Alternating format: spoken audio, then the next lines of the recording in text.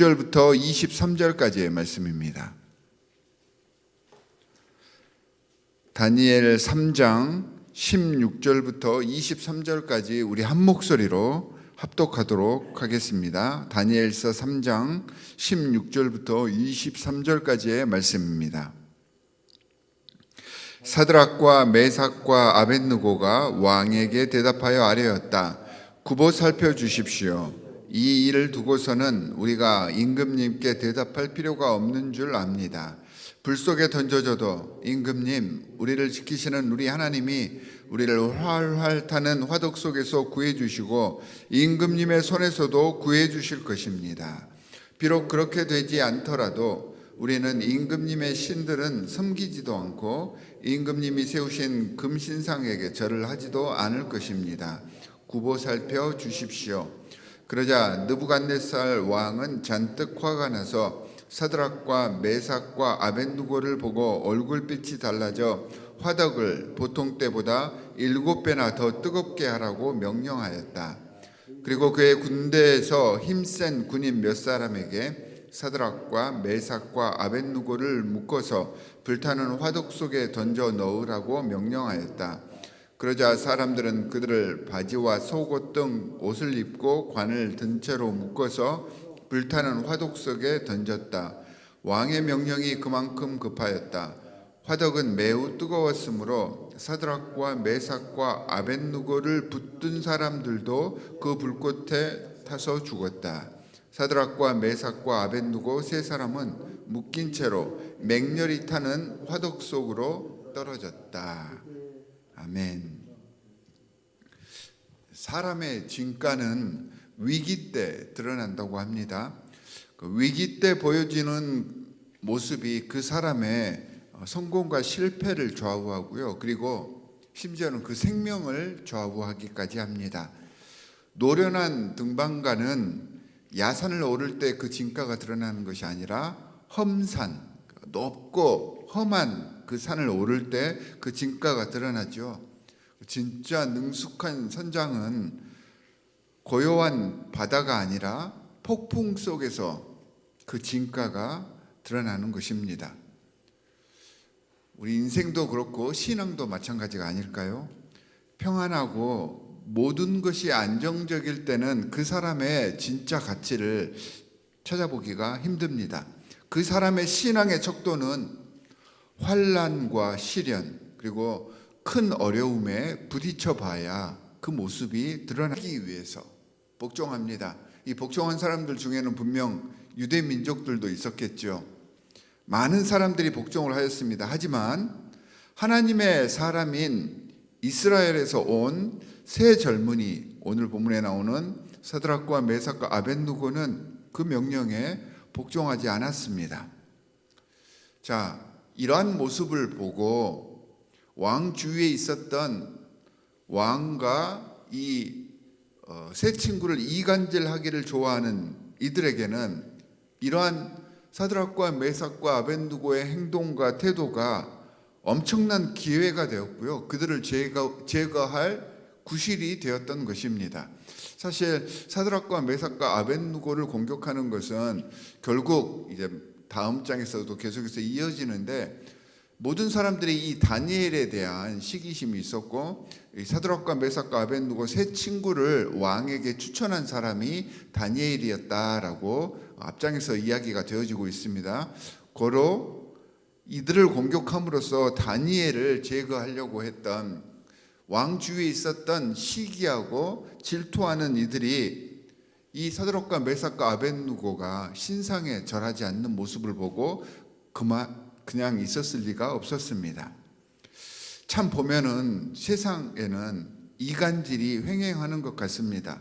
그리고 사실 이 이간질이라는 게 그렇게 어렵지 않잖아요.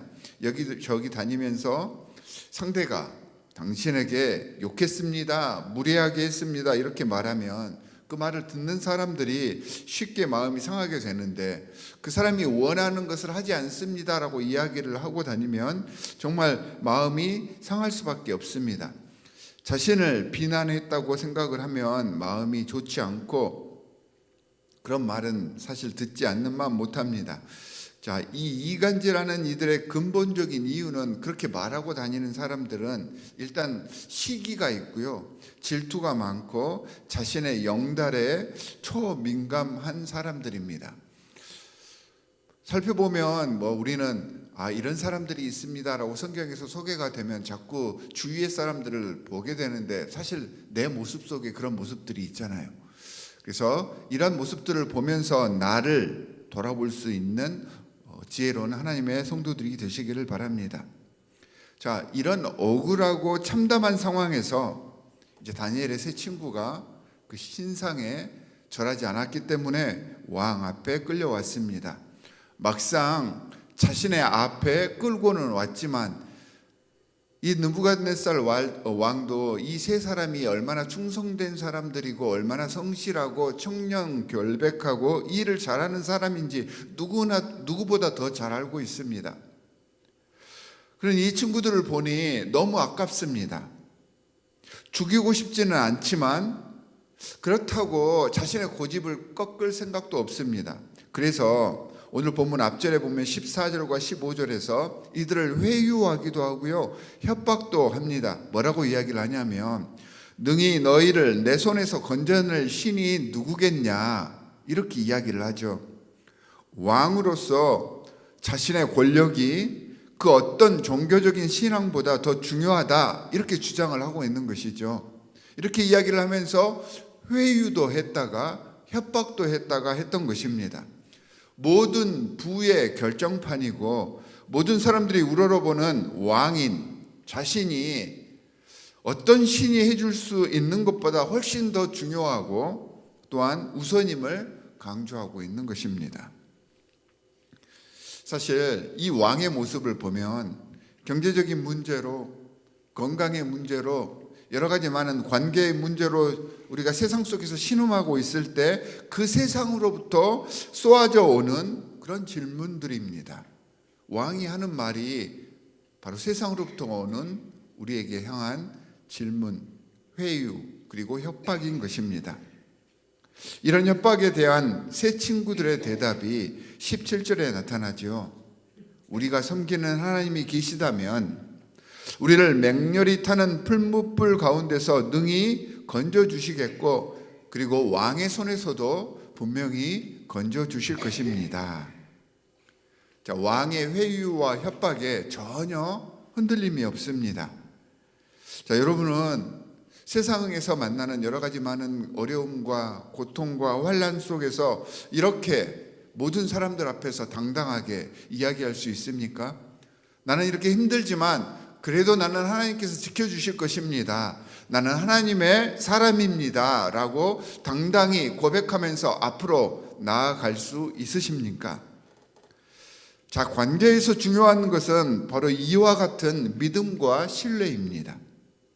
이들의 신앙은 하나님을 살아계신 분이라고 인정하고 있고요, 진심으로 그분과 서로를 믿어주고 아껴주고 신뢰하는 그런 관계였던 것입니다.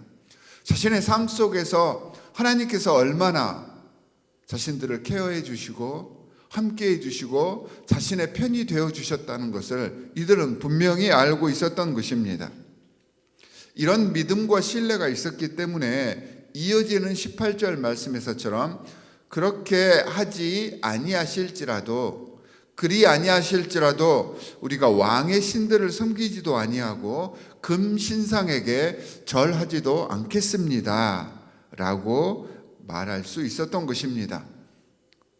얼마나 강력한 신뢰입니까?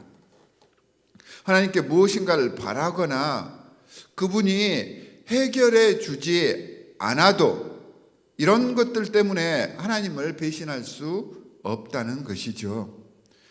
이 18절 말씀을 조금 더 풀이해서 이야기를 해보면 이런 내용입니다. 우리가 그분을 섬기는 것은 그분이 강하여서가 아닙니다.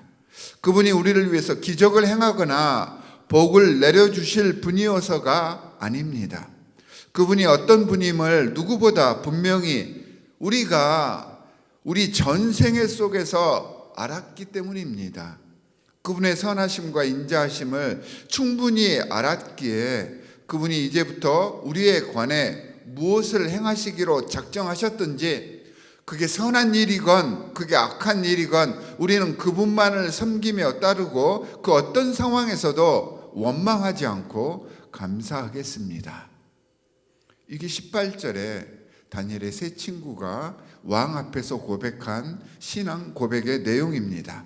그들이 하나님을 의지하고 믿는 것은 그분의 사랑을 알았기에 감사하기 때문이지 그분에게 무엇인가를 바라기 때문이 아니라는 것입니다.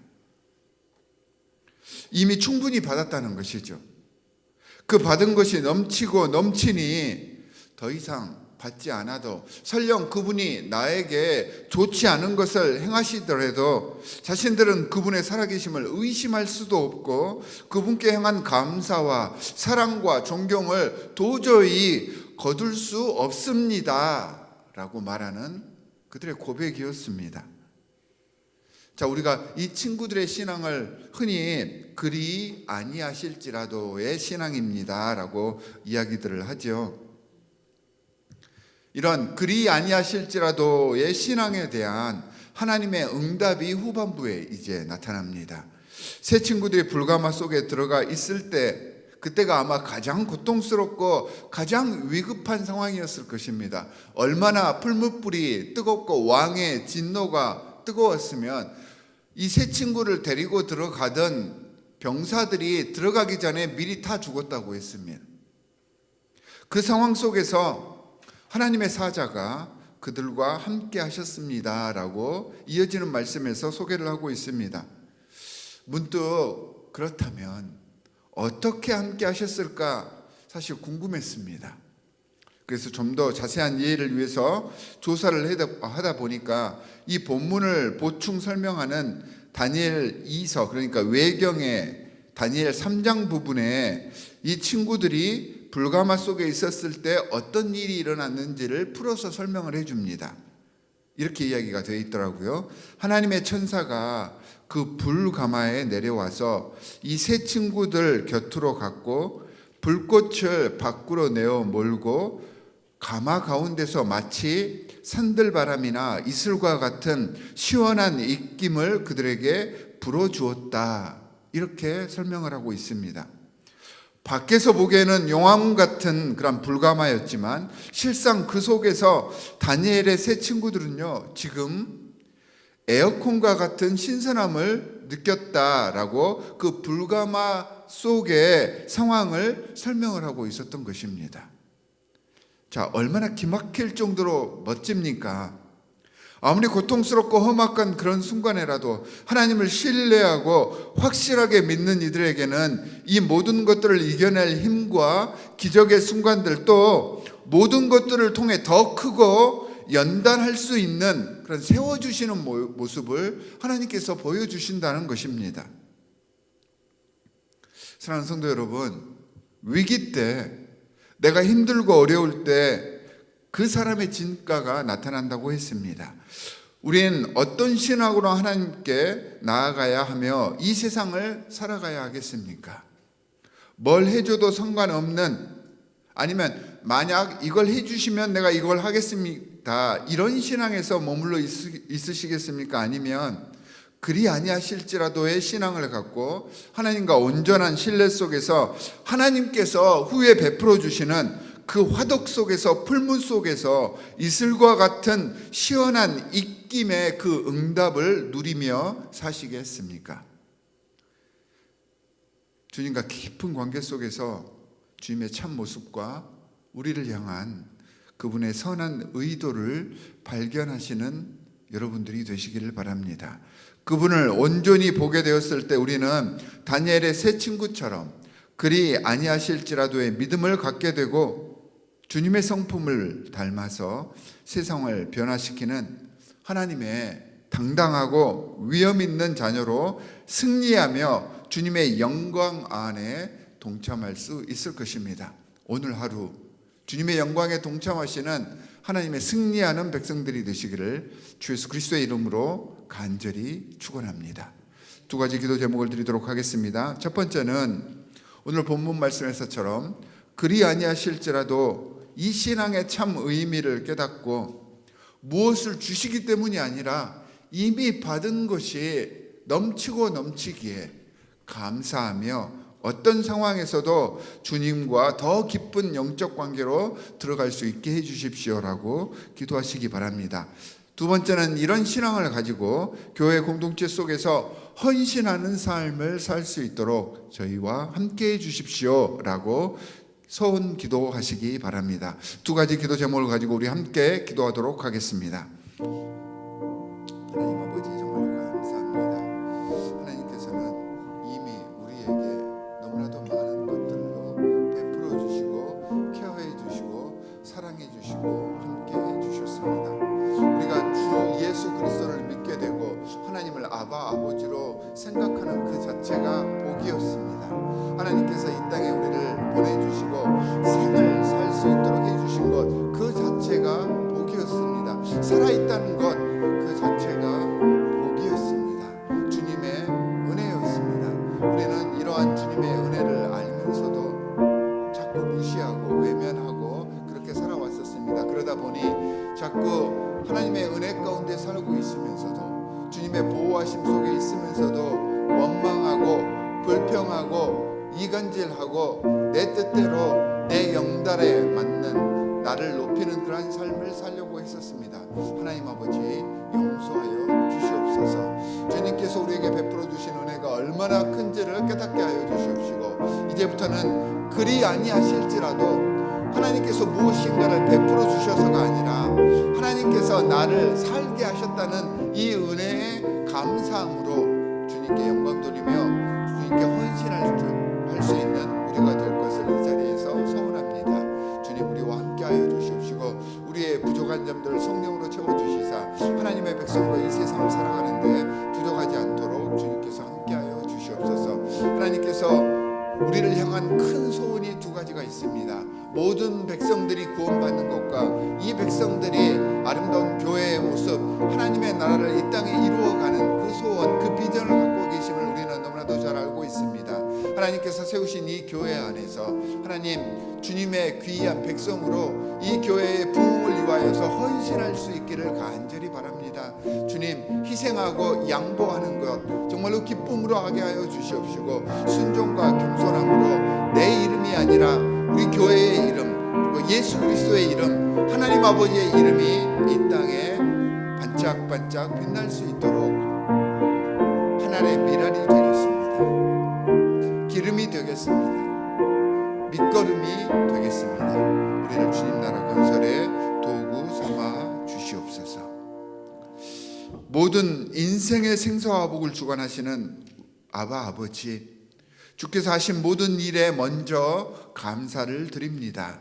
우리를 향한 주님의 뜻은 항상 복 주시기를 원하시고 은혜 베푸시고 주님의 나라에 품어 안아주시기를 원하심을 우리는 잘 알고 있습니다. 주님, 머리로만 알게 하지 마시고요, 이 믿음이 우리의 속 사람을 만들어서 우리들의 실제 삶 속에서 자연스럽게 흘러나올 수 있도록 성령으로 우리를 채워 주시옵소서.